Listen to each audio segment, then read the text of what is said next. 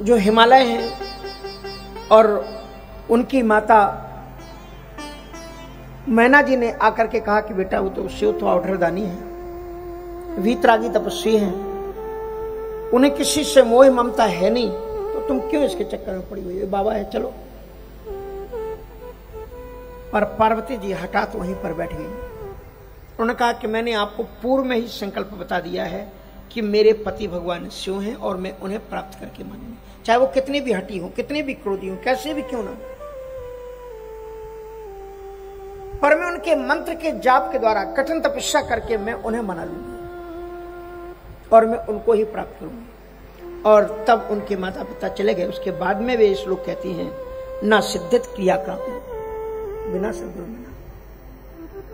कोई भी क्रिया की सिद्धि, कोई भी अनुष्ठान की सिद्धि, कोई भी मंत्र जाप की सिद्धि, किसी भी तीर्थ यात्रा की सिद्धि, किसी भी साधन अनुष्ठान की सिद्धि बिना सद्गुरुओं के पास न सिद्धित क्रिया का भी। पार्वती जी कहते हैं कोई भी क्रिया की सिद्धि सद्गुरु की कृपा के बिना नहीं होती, और इसलिए वे सद्गुरु के रूप में स्मरण करती हैं महर्षि नारद जी को, और नारद जी वहां प्रकट होते। पार्वती जी कहती है श्रुति रेशा सनातनी, ये श्रुतियों की परंपरा है, सनातन परंपरा है, हमारा धर्म सनातन है। माने उस समय पर भी पार्वती जी ने शब्द का प्रयोग किया सनातन, श्रुति रेशा सनातन, ये सनातन श्रुति है। सनातन उसे कहते हैं जो कभी खत्म ना हो, जो कभी समाप्त ना हो, जिसका कोई आदि ना हो, जिसका कोई अंत ना हो, उसे सनातन कहते हैं। और फिर वो कहते हैं कि आप हमें गुरु मंत्र दीजिए, और गुरु मंत्र के बाद में ही मैं इस मंत्र का जाप। और फिर आज ही मैं पढ़ रहा था शिव महापुराण, इतना उदात्त ओम नमः शिवाय महर्षि नारद जी उनको सुनाते, जो भगवान शिव के प्रणव है, प्रणव।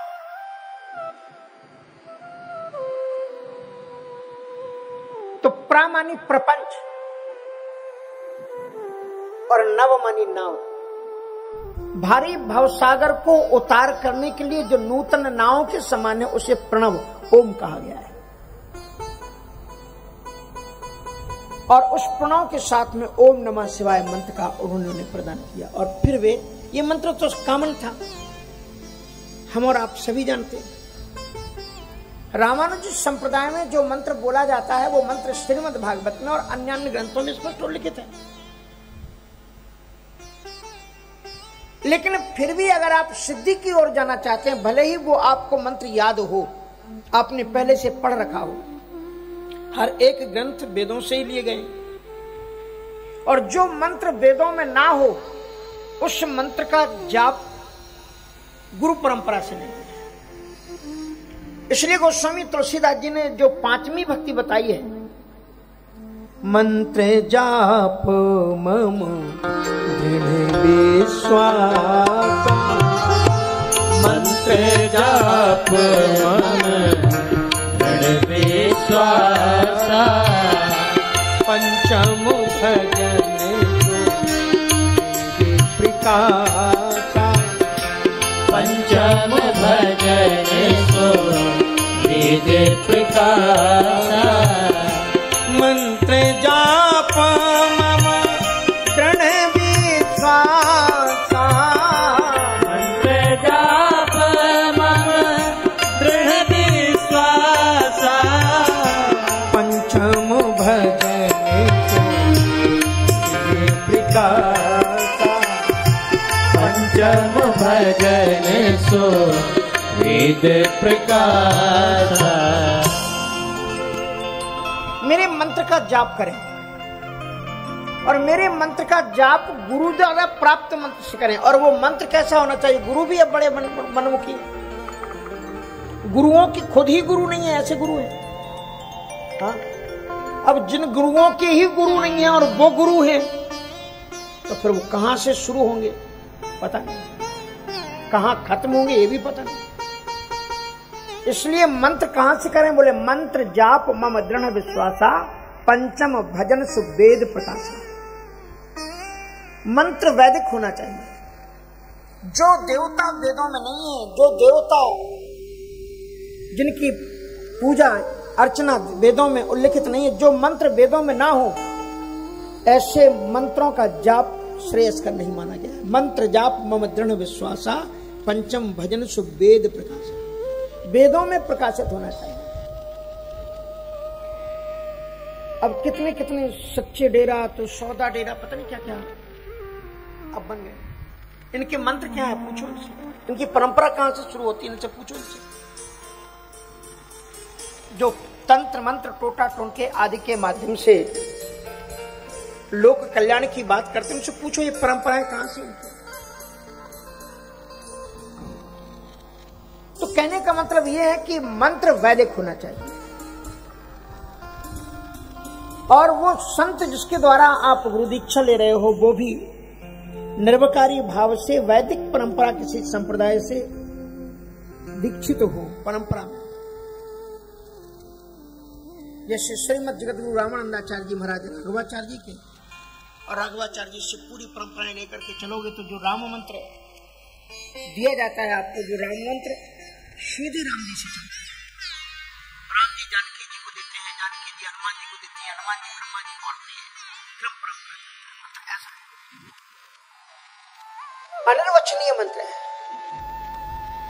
गोस्वामी तुलसीदास जी महाराज राम मंत्र के लिए कहते हैं कि मंत्र राजनीति, पूजा पूरा करो तो बहुत मंत्र राजनीति जपहि तुम्हारा, पूजहि तुम ही सहिते परिवार, और तर्पण होम करें विधि नाना, विप्र जीवाए दे बहुदाना। क्या सुंदर परंपरा, ये है भारतीय संस्कृति। मंत्र राज नित जपहि तुम्हारा। मंत्र राज मानी होता है जो मंत्रों का राजा है, और वो मंत्र कौन सा है? बोले खड़ाक्षरम महामंत्र चतुर्वर्ग प्रदाय का। ये 6 अक्षर का महामंत्र राम मंत्र है। खड़ाक्षरम महामंत्र चतुर्वर्ग प्रदाय का। भगवान शंकर जी ने इसे चारों वर्णों के कल्याण के निमित्त खुले रूप से दिया है। काशी मरत जंतु अविलोक, काशी मरत जंतु अविलोकी, जासु नाम करहु विशोकी, जासु नाम करहु विशोकी, सोपी राम महिमा खगिराया, सोपी राम महिमा खगिराया, सोपी राम महिमा खगिराया, सोपी राम महिमा खगिराया, शिव उपदेश शिव उपदेश करते कर गाया। ये राम मंत्र की जो मूल उद्भव स्थली है वो काशी है, वाराणसी है। राम नाम की महिमा का शुभारंभ प्रसार कहां से होता है? काशी की धरती से होता है। अयोध्या में तो राम जी बहुत काल बाद अवतार लेते हैं, पर काशी तो अनादिकाल से भगवान विश्वनाथ जी का ये मंत्र, तुम पुनि राम राम दिन राति, और सादर जपहु अनंग आराधि। काशी के मणिकर्णिका घाट में क्या हुआ? राम तो अपने उपनिषद में लिखा हुआ है कि भगवान शिव अनेकों मनवंतरों तक राम मंत्र का मणिकर्णिका घाट पर जाप करते हैं। मणिकर्णिका घाट पर विष्णु जी ने भी तपस्या की, और जब भगवान शंकर जी कहते हैं कि मैं क्या करूं, तो भगवान राम जी ने उनको यह मंत्र दिया है राम मंत्र। और ये कहा है शंकर जी से, यस्य कस्यापि वा स्वयं। काशी में ये मंत्र आप किसी को भी सुना दो या कोई भी सुना दे, उसका कल्याण हो जाएगा। हमारे सनातन धर्म में ऐसे एक से बढ़कर एक ग्रंथ हैं। हमारे यहां कुछ ऐसी दकियानुसी परंपराएं आ जाती हैं जो हमारी बड़ी बड़ी चीजों को ले डूब रही है। अब लोगों ने कह दिया महाभारत मत पढ़ना, महाभारत पढ़ोगे तो घर में झगड़ा हो जाएगा, इसलिए लोगों ने महाभारत खरीदनी बंद कर दी। महाभारत में एक से बढ़कर के एक उपदेश। श्रीमद् भगवद गीता जैसा ग्रंथ कहां से निकला? महाभारत की एक देन है। जैसे रामचरितमानस में सुंदरकांड है, उसी तरह से गीता जी कहां है? मूल ग्रंथ कौन सा है? महाभारत के अंदर। जिस ग्रंथ के अंदर में भगवद गीता जैसा पावन ग्रंथ हो, उस ग्रंथ को लोगों ने कह दिया कि रखोगे तो लोगों ने निकाल दिया। और कुछ संयोग से इत्तेफाक से कुछ बातें हो जाती। जिस समय पर महाभारत सीरियल चला, उसी समय करगिल का युद्ध हो गया। तीर से तुक्का मिल गई। ये देखो सही बात है कि नहीं? महाभारत का सीरियल चला तो करगिल का युद्ध हो गया। पर महाभारत इतना उदात्त ग्रंथ है, कभी पढ़ो। 5वां वेद कहा गया है। कहते हैं जो कुछ संसार में है वो सब महाभारत में है, और जो महाभारत में नहीं है वो संसार में नहीं है। अब गरुण पुराण, गरुण पुराण इतना वैज्ञानिक ग्रंथ है कि जो व्यक्ति के फ्यूचर को बताता है पूरा, और कितना सावधान करता है। उसको लोग कब करते हैं? जब कोई मर जाए तो बस उसको रजिस्टर्ड कर दिया कि तो मरने के बाद में होगा।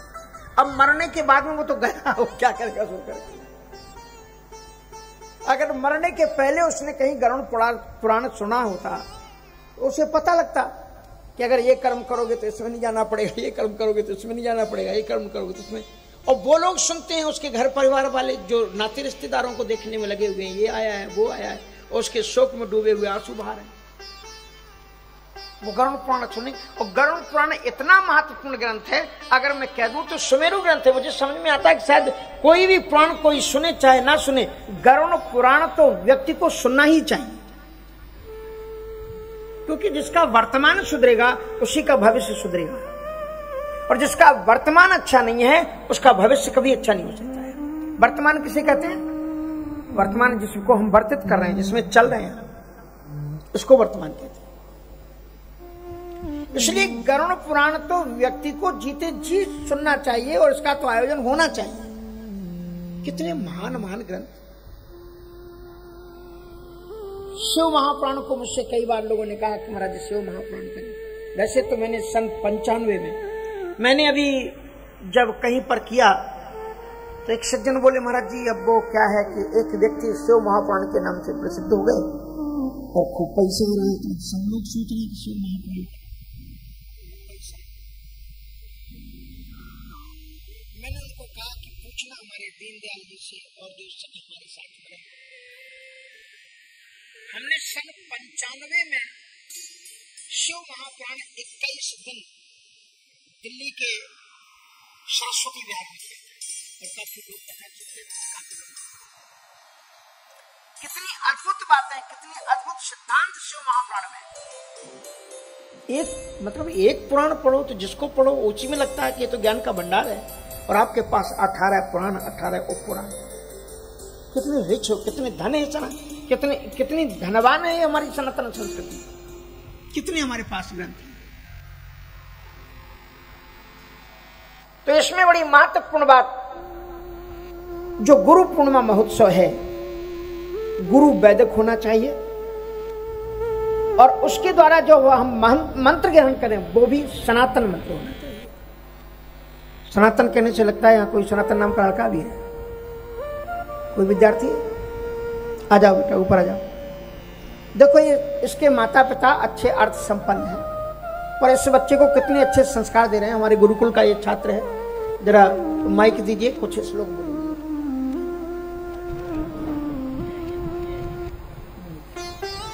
उस उधर भी 2 मंत्र बोलो और फिर श्लोक बोलना। उधर मंत्र कौन से? वेद मैं नहीं पढ़ती।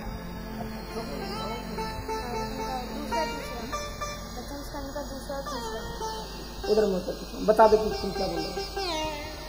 भागवतम के पहले स्कंद का पहले अध्याय का दूसरा श्लोक।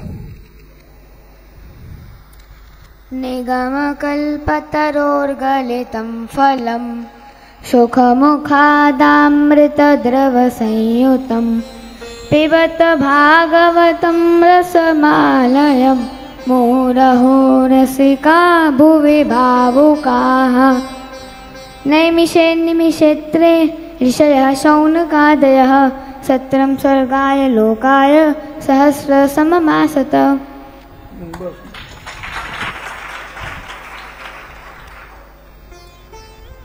तो इस प्रकार से इन ग्रंथों का अनुशीलन और चिंतन बहुत जरूरी है।